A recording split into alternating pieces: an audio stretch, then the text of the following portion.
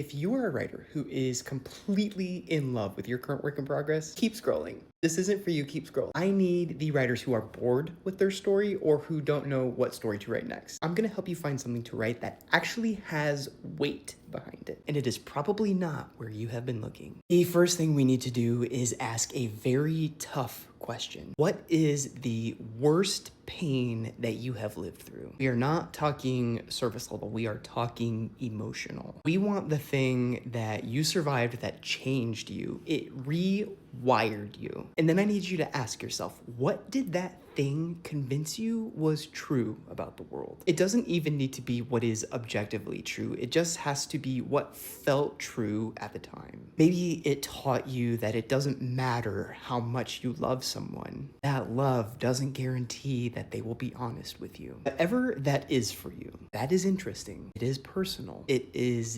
deeply intimate. But for what we are doing, we actually need the extreme opposite of that belief. So if your belief is it doesn't matter how much you love someone, they will still lie to you. The extreme opposite is something like if someone loves you, honesty is automatically part of that. Okay, so how would a belief like that show up in everyday life? Someone who believes that trusts people immediately. They don't check their lover's phone. They don't question inconsistencies. If something doesn't add up, they assume they misunderstood something. They defend people unaware if they are being lied to, even if it is starting to cost them something. So we are going to give that belief to a character. We are going to paint it all over them. We are going to let them live that belief like it is completely true. And then in our story, we the writer are going to do everything we can to break that belief. Not once, repeatedly, and in bigger and bigger ways. And we are in a unique position to do that because we know how those attacks feel. We lived them. And I'm only going to give you one rule to follow. You have to honor that character's belief. It doesn't matter how harmful or naive it is. It doesn't matter how wrong or unreasonable it is. People believe dangerous or naive things every